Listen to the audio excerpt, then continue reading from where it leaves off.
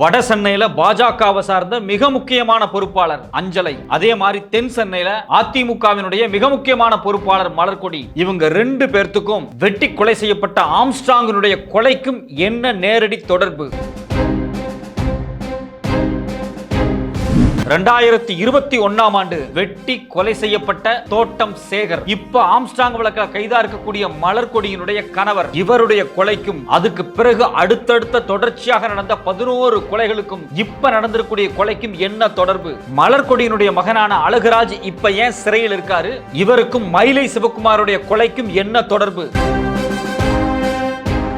மிக கொடூரமா வெட்டி கொலை செய்யப்பட்ட பிஎஸ்பி கட்சியினுடைய தலைவரான ஆம்ஸ்ட்ராங் கொலையில மிக முக்கியமான ஒரு திருப்பம் ஏற்பட்டிருக்கு. அவருடைய கொலையில நேரடியாக தொடர்புடைய 2 பெண்கள், ஒருத்தங்க பாஜகவை சார்ந்தவங்க, இன்னொரு அதிமுகவை சார்ந்தவங்க. இந்த 2 பெண்கள் குறித்தான தகவல்கள் அடுத்தடுத்து வெளியே வந்திருக்கு. இதுல ரொம்ப முக்கியமான விஷயம் என்ன அப்படின்னா, அதிமுகவை சார்ந்த மலர்கொடி, இவங்க அதிமுக கட்சியில மிக முக்கியமான ஒரு பொறுப்பாளரா இருக்காங்க. அதே சமயத்துல பாத்தீங்க அப்படின்னா இவங்க ஒரு வழக்கறிஞர். இவங்க ஆம்ஸ்ட்ராங் கொலையில நேரடியாகவே தொடர்புல இருக்காங்க. இவங்க மூலமா தான் பண பரிவர்த்தனை நடந்திருக்கு அப்படின்னு அடுத்தடுத்த பத்திரிகை செய்திகள் சொல்லுது. இதுல ரொம்ப முக்கியமான விஷயம் என்ன அப்படின்னா, ஆம்ஸ்ட்ராங் அவர்களுடைய வழக்கில் கைது செய்யப்பட்டிருக்கக்கூடிய திமுகவை சார்ந்த வழக்கறிஞர் ஏறத்தாழ 50 லட்சம் ரூபாய் வரைக்கும் இந்த அதிமுகவை சார்ந்த மலர்கொடி அவங்களுடைய பேங்க் அக்கவுண்ட்டுக்கு அனுப்பினதான பல தகவல்களை போலீசார் எடுத்திருக்காங்க. இதுல ரொம்ப குறிப்பான விஷயம் என்ன அப்படின்னா, இந்த வழக்கறிஞர் மலர்கொடி அவங்கள்ட்ட நேரடியாக போன்ல நிறைய முறை பேசினதுக்கான ஆதாரங்களும் வெளிவந்திருக்கிறதாக பல பத்திரிகை செய்திகள் சொல்றாங்க. இப்படி ஆம்ஸ்ட்ராங்குடைய வழக்குல நேரடியாக சம்பந்தப்பட்டிருக்கக்கூடிய இந்த மலர்கொடி யார்? இவங்களுடைய வரலாறு என்ன?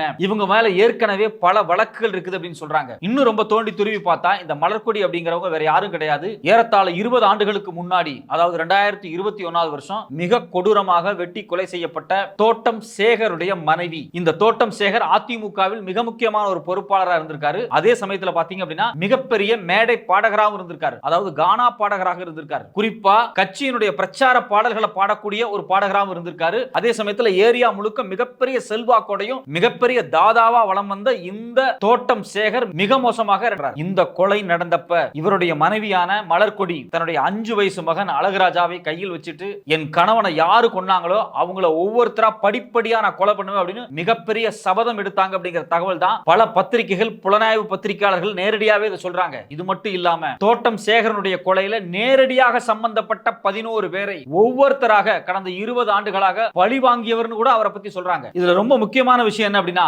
இந்த தோட்டம் சேகரனுடைய எதிரி யார்? இவர் அதிமுகவை சார்ந்தவர் தான். ஆனா இவருக்கு நேர் எதிரியாக இருந்தவரும் அதிமுகவில் இருந்தவர் தான். அவருடைய பேர் பாத்தீங்கன்னா மயிலை சிவகுமார். இந்த மயிலை சிவகுமார் அவர் மட்டும் இல்லாம பாத்தீங்கன்னா மார்க்கெட் முரளி, அது மட்டும் இல்லாம புல்லட் குமார், இவங்க 3 பேருமே பாத்தீங்கன்னா இந்த தோட்டம் சேகருடைய நேரடியான ஒரே கட்சியை சார்ந்தவங்களா இருந்தாலும் கட்சி ரீதியாக இவங்களுக்குள்ள போட்டி இருந்துச்சு, தொழில் ரீதியாக இவங்களுக்குள்ள போட்டி இருந்துச்சு. இது ஒரு மிகப்பெரிய பகையா மாறுது. அந்த காலகட்டத்தில் தான் பாத்தீங்க அப்படின்னா வீரமணி அவர்களுடைய என்கவுண்டர் நடக்குது. இந்த வீரமணியினுடைய என்கவுண்டருக்கும் இதுக்கும் என்ன தொடர்பு அப்படின்னா, இந்த வீரமணியினுடைய நேரடியான நண்பர்கள் தான் இவங்க எல்லாருமே. இவங்களுக்குள்ள நடந்த மிகப்பெரிய தொழில் போட்டி, ஏரியா போட்டி, கட்சியில் இருக்கக்கூடிய மதிப்பான போட்டி, இவங்களுக்கு இடையில இருக்கக்கூடிய ஏரியா போட்டி, தொழில் போட்டி, கட்சியில யாருக்கு அடுத்த எம்எல்ஏ பதவி கிடைக்குங்கிற பல்விதமான போட்டிகள் தான் இந்த பகையை ஊதி பெருசாக்கி அந்த காலகட்டத்தில் ஒரு மிகப்பெரிய கொலையில போய் முடிஞ்சிருக்கு அப்படிங்கிறாங்க. இதுல இன்னும் குறிப்பா என்ன சொல்றாங்கன்னா, தென் சென்னையில ஜாம் பஜார் பகுதியில, அதாவது இன்னும் குறிப்பா சொல்ல போனா ஐசோஸ் பகுதியில் இருக்கக்கூடிய மிக முக்கியமான மார்க்கெட், ஏறத்தாழ 19 கிரவுண்ட் இருக்கக்கூடிய மிகப்பெரிய மார்க்கெட். இந்த மார்க்கெட்டை காலி பண்றது குறித்தான மிகப்பெரிய சண்டை கடந்த 20 ஆண்டுகளுக்கு மேலாக இருந்து வருது. அதுல குறிப்பா அந்த இடம் யாருக்கு சொந்தமானதா? ஒரு பாய்க்கு சொந்தமானது. அந்த பாய் அந்த மார்க்கெட்டுக்கு இடத்தை இடிச்சிட்டு ஒரு மிகப்பெரிய காம்ப்ளெக்ஸ் கட்ட முயற்சி செஞ்சதாகவும் அதை தடுத்து நிறுத்துறதுக்காகவே பல கொலைகள் இங்க நடத்தப்பட்டிருக்கு அப்படிங்கிற தகவல் வந்து கடந்த கால பத்திரிகைகள் சொல்லவது. இந்த மார்க்கெட் விவகாரம் சம்பந்தமாக நேரடியா கொலை செய்யப்பட்டவர் அப்படின்னு சொல்லி மார்க்கெட் முரளியை சொல்றாங்க. இந்த மார்க்கெட் முரளி தான் பாத்தீங்கன்னா ஏற்கனவே 2020லேயே தோட்டம் சேகர் அவர்களுடைய கொலை வழக்கில் சம்பந்தப்பட்டவர். அதாவது இன்னைக்கு இப்ப கைதா இருக்கக்கூடிய மலர்கொடி இருக்காங்க பாத்தீங்களா, இந்த மலர்கொடியினுடைய கணவர் வெட்டி கொலை செய்யப்பட்டார் இல்லையா, அவர் வெட்டி கொலை செய்யப்பட்ட வழக்குல நேரடியா தொடர்பு இருக்கக்கூடிய இந்த மார்க்கெட் முரளி பிற்பாடு பாத்தீங்கன்னா இவரும் வெட்டி கொலை செய்யப்படுறார். யாரால அப்படின்னா, தன்னுடைய நெருங்கிய நண்பராக இருந்து பிற்காலத்தில் பகைவரா மாறின புல்லட் குமாராலேயே வெட்டி கொலை செய்யப்படுறார். அப்போ ஏதோ ஒரு காலத்துல எல்லாருமே நண்பர்களாக இருந்து ஒரு குறிப்பிட்ட நில பிரச்சனை, அதே அதே சமயத்துல தொழில் பிரச்சனை, ஏரியா பிரச்சனை, இது மாதிரியான பல பிரச்சனைகளூடாக தங்களுக்குள்ள ஏற்படுத்திட்டு இருக்கக்கூடிய பகை, இந்த பகையினுடைய முத்தி ஒவ்வொரு பெரிய பெரிய கொலைகளா நடந்துட்டு வருது. அதுல முதல் கொலை அப்படிங்கிறது இந்த தோட்டம் சேகர் தான். இந்த தோட்டம் சேகரனுடைய மனைவியான இந்த மலர்கொடி தன் கணவனை கொலை பண்ண ஒவ்வொருத்தரையா அடுத்தடுத்து தொடர்ச்சியா பல்வேறு ஆட்களை பயன்படுத்தி கொலை செஞ்சிருக்காங்க அப்படிங்கிற தகவலை பல பத்திரிகைகள் சொல்றாங்க. இந்த வரிசையில தான் பாத்தீங்க அப்படின்னா தோட்டம் சேகரனுடைய கொலைக்கு மிக முக்கியமான நபராக இருந்த மயிலை சிவகுமார், மிகப்பெரிய தாதாவாக இருந்த இந்த மயிலை சிவகுமாரை இந்த மலர்கொடியினுடைய மகனான அழகுராஜா நேரடியா இறங்கி கொலை பண்ணிருக்காரு. இந்த கொலை எப்ப நடந்துச்சு அப்படின்னா 2021 மார்ச் மாதம் இந்த கொலை நடந்திருக்கு. இந்த கொலை நடக்கிறதுக்கு 2 ஆண்டுகளுக்கு முன்னாடி 2019 இதே மலர்கொடிய சென்னையில் இருக்கக்கூடிய காசினோ தியேட்டர் பக்கத்துல நாட்டு வெடிகுண்டுகளை போட்டு அவங்கள கொலை செய்யறதுக்காக சில டீம் முயற்சி பண்ணிருக்காங்க.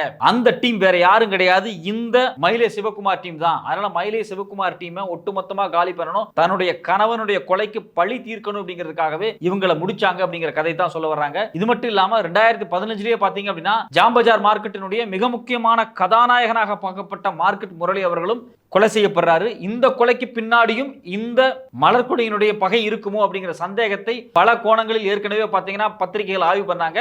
ஆனா அந்த வழக்குல நேரடியாக மலர்கொடியினுடைய குடும்பத்தை சார்ந்தவங்களோ அவங்களுடைய கேங்க சார்ந்தவங்களோ யாரும் கைது செய்யப்படல. அதுக்கான எந்த ஆதாரமும் இல்லை அப்படிங்கறதா இதுவரைக்கும் இருக்கக்கூடிய தகவல். அந்த கொலையில நேரடியாக சம்பந்தப்பட்ட புல்லட் குமார் 2023 மாரடைப்புல இறந்து போறாரு. அப்போ இந்த மலர்கொடி அப்படிங்கிறவங்க தன்னுடைய கணவன் இறந்ததுக்கு பிறகு அந்த கொலையில் நேரடியாக சம்பந்தப்பட்ட பல தாதாக்கள், பல ரவுடிகளை நேரடியாவே இறங்கி தன்னுடைய மகன் 2 பேர்த்த பயன்படுத்தி அவங்களை இல்லாம ஆக்கியிருக்காங்க அப்படிங்கறதான் பத்திரிகை செய்திகளும் மூத்த பத்திரிகையாளர்களுடைய கருத்துக்களுமா இருக்கு. இதுல ரொம்ப ரொம்ப கவனிக்க வேண்டிய விஷயம் என்ன அப்படின்னா இந்த மலர்கொடி அவர்களுடைய பையன் 2021 மிகப்பெரிய ரவுடியா இருந்த மயிலை சிவாவை கொலை பண்ணிட்டு அவர் வாலண்டியரா சரண்டர் ஆகி இப்ப ஒரு புழல் சிறையில் இருக்காரு. இந்த இடத்துல மிக முக்கியமா நோட் பண்ண வேண்டிய விஷயம் என்ன அப்படின்னா இதே புழல் சிறையில தான் ஏற்கனவே ஆற்காடு சுரேஷ் வழக்கில், அதாவது ஆற்காடு சுரேஷனுடைய கொலை வழக்கில் சம்பந்தப்பட்ட பல பேர் சிறையில் இருக்காங்க. அதுல இன்னும் குறிப்பா சொல்ல போனா ஆற்காடு சுரேஷனுடைய மிக முக்கியமான நெருங்கிய நண்பர்கள் எல்லாருமே அந்த சிறையில இருந்து, அதாவது புழல் சிறையில இருந்து தான் ஆம்ஸ்ட்ராங் அவர்களை கொலை பண்றதுக்கான பல திட்டங்களை தீட்டினாங்க அப்படிங்கிற தகவல் வெளிவந்திருக்கு. ஏற்கனவே பத்திரிகையில போன வாரமே பாத்தீங்க அப்படின்னா இந்த கொலைக்கான அடிப்படை திட்டமே புழல் சிறையில உட்கார்ந்து போட்டிருக்காங்க அப்படிங்கிற தகவலை பல பத்திரிகைகள் வெளியிட்டாங்க. அப்ப ஆம்ஸ்ட்ராங்க கொலை பண்ணதுக்கும் புழல் சிறையில் இருக்கக்கூடிய கைதிகளுக்கும் அதே சமயத்தில் வெளியே இருக்கக்கூடிய மலர்கொடி அவர்களுக்கும் ஏதோ ஒரு மிகப்பெரிய தொடர்பு இருக்குது அப்படிங்கிற சந்தேகத்துல தான் காவல்துறை நேரடியாவே கைது பண்ணிருக்காங்க. இதுல ரொம்ப முக்கியமான விஷயம் என்ன அப்படின்னா திமுகவை சார்ந்த ஒரு வழக்கறிஞர் அவர் இந்த கொலையில நேரடியா சம்பந்தப்பட்டிருக்கார் அப்படின்னு சொல்லி முதல் நாளே அவர் கைது செய்யப்படுறார். அவருடைய மிக நெருங்கிய நண்பரா இருக்கக்கூடிய இந்த திருவேங்கடத்தை தான் பாத்தீங்க அப்படின்னா அவர் வெட்டி கொலை செய்யறதுக்கு பயன்படுத்தின ஆயுதங்கள் இருக்கு இல்லையா, இந்த ஆயுதத்தை எல்லாத்தையும் அவர் புழல் பக்கத்துல மறைச்சு வச்சிருக்காரு.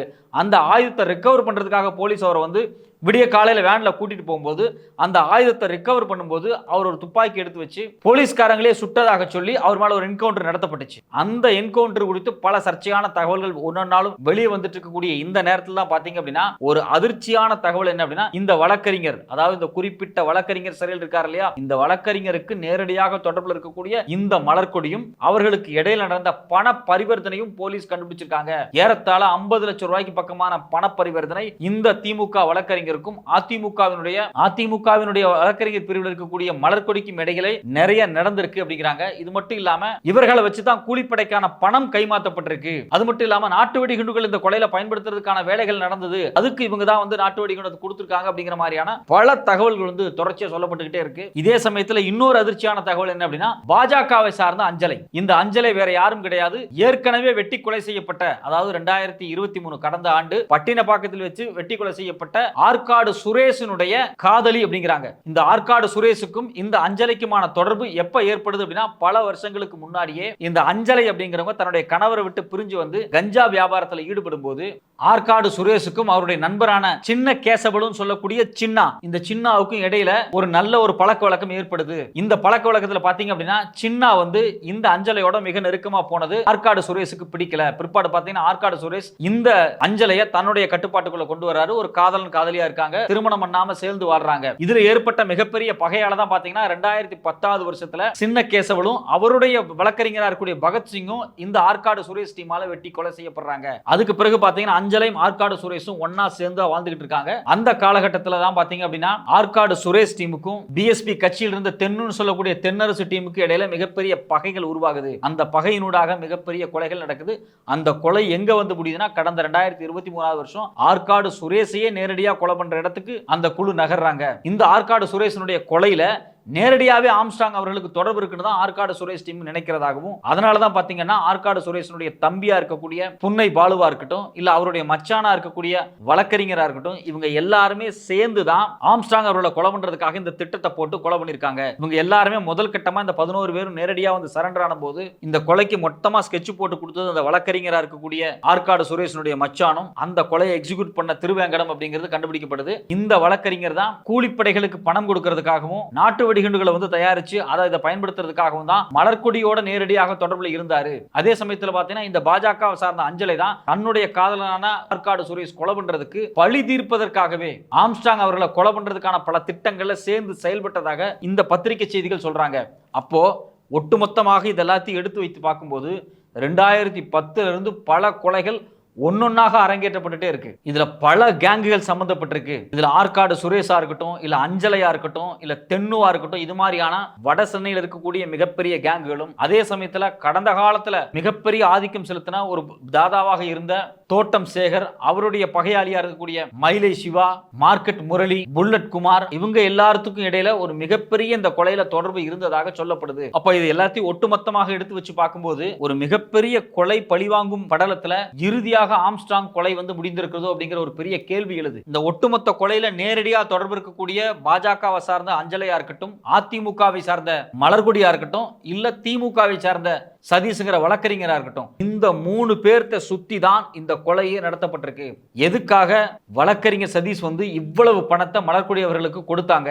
ஏன் இப்ப அஞ்சலை தலைமறைவா இருக்காங்க? இவங்க 3 பேர்த்துக்கும் ஆற்காடு சுரேஷனுடைய டீமுக்கு நேரடியா என்ன தொடர்பு? இந்த டீம் எல்லாரும் சேர்ந்து ஏன் ஆம்ஸ்ட்ராங் அவர்கள் இருக்கக்கூடாதுன்னு நினைக்குது? இது ஒட்டுமொத்தமாக ஒரு பழிவாங்கு நடவடிக்கை மட்டும்தானா, இல்ல இதுக்கு பின்னாடி ஆருத்ரா நிறுவனத்தின் மீது சொல்லப்படக்கூடிய, அதாவது ஆருத்ரா நிறுவனம் மிகப்பெரிய மோசடியாக பணத்தை மக்கள்கிட்ட இருந்து ஏறத்தாழ 3000-4000 கோடியை சுரண்டிருக்காங்க. அந்த பணத்தை திருப்பி வாங்கி கொடுக்கறதுல திரு ஆம்ஸ்ட்ராங் அவர்கள் ஒரு பஞ்சாயத்தை ஈடுபட்டாரு. அவர் சார்ந்த நிறைய பேர் அந்த ஆருத்ரா நிறுவனத்தில் பணம் போட்டு ஏமாந்ததுனால அந்த ஆருத்ரா நிறுவனத்தை சார்ந்த அதிகாரிகளையும் இயக்குநர்களையும் இவங்க சார்பாக கூப்பிட்டு மிரட்டி அந்த பணத்தை திருப்பி கேட்கும் போது இதுல ஆற்காடு சுரேஷ் இடையில பூந்து இந்த பஞ்சாயத்துல வந்து மிக மோசமான பல ரவுடித்தனங்களை செலுத்தினாரு, அதனாலதான் இது கொலை செய்யப்பட்டிருக்கா அப்படிங்கிற பல்வேறுபட்ட கேள்விகள் வருது. இது வெறும் பழிவாங்கும் நடவடிக்கை மட்டும்தானா, இல்ல இதுக்கு பின்னாடி பல 100 கோடி ரூபாய் பணம் புழங்கியிருக்கா, இது ஏதாவது அரசியல் கொலையா அப்படின்னு ஒட்டுமொத்தமா வெளியே தெரியணும் அப்படின்னா இந்த 3 பேரும், அதாவது அஞ்சலை, சதீஷ், மலர்கொடி, இவங்களை தீவிர விசாரணை பண்ணா மட்டும்தான் முழு உண்மையும் வெளியே வரும்.